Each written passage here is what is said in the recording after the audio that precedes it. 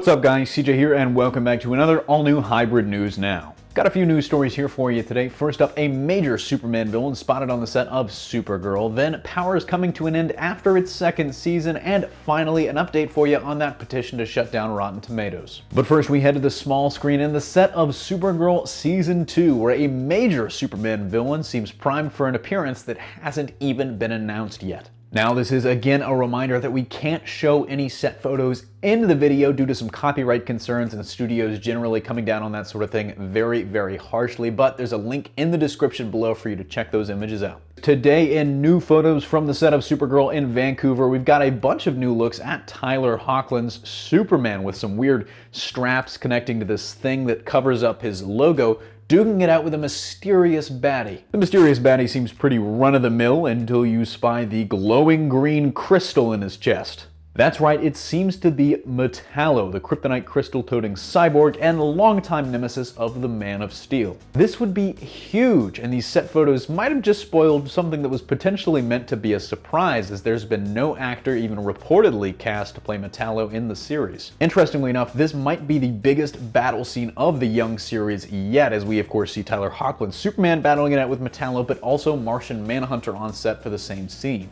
Now at this point, as I've said, there's not even an actor announced to play Metallo, aka John Corbin, but maybe one will come along a little bit quicker now that the photos have kind of spoiled the surprise. And if we don't even have an actor announced, we certainly don't have any word yet on what the villain's motivations could possibly be, but don't be surprised if it's in some way connected to last season's villain Reactron, who in the comics is a longtime partner of Metallo. So, comment question of the day, do you think this is really Metallo? And if so, who do you want to see play the cyborg in Supergirl Season 2? On to our next story, Powers, Sony's superhero streaming offering, has been canceled, according to executive producer Brian Michael Bendis. The show stars Susan Hayward and District 9 breakout star Charlton Copley as normal cops in a super-powered world, and ran for 2 seasons before not being renewed for a 3rd. While we don't know anything about the ratings due to streaming services being notoriously tight-lipped about that sort of thing, the show did seem to hit a rough patch after debuting 2 solid starting reviews. Bendis, who wrote the critically acclaimed comic series the show was based on, broke the news via Twitter yesterday, but did tell fans the comic series will be resuming at Marvel sometime in the near future. And I'm not gonna lie to you, I was one of those people that watched the first couple of episodes and then honestly just lost interest. I haven't seen the 2nd season at all. But it did develop a pretty passionate cult following, and so to those people I direct the next question: what was your favorite part of the show, and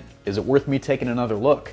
And in our last story of the day, I figured I'd update you on the growing petition to shut down Rotten Tomatoes. The petition started earlier this week on Tuesday after the first negative reviews for Suicide Squad hit the review aggregation website and quickly hit its goal of 1,500 signatures. Well, fast forward to yesterday and the petition's roster had grown to more than 17,000 signatures before mysteriously disappearing off the site. Marvel paid them to take it down. It's a conspiracy. It's a conspiracy. This is proof. Wait, what? What do you mean? The guy who made it just took it down?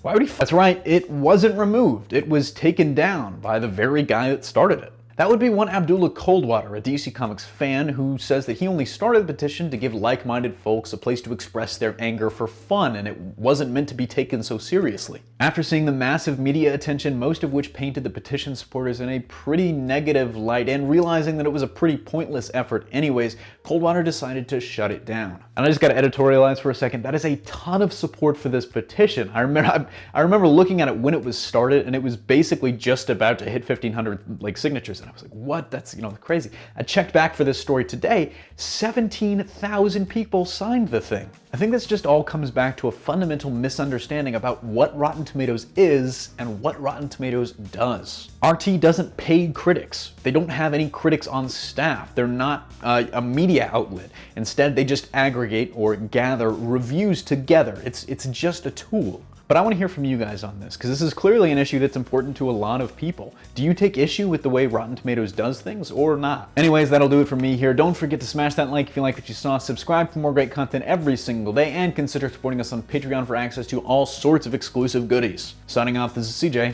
and I'll see you next time.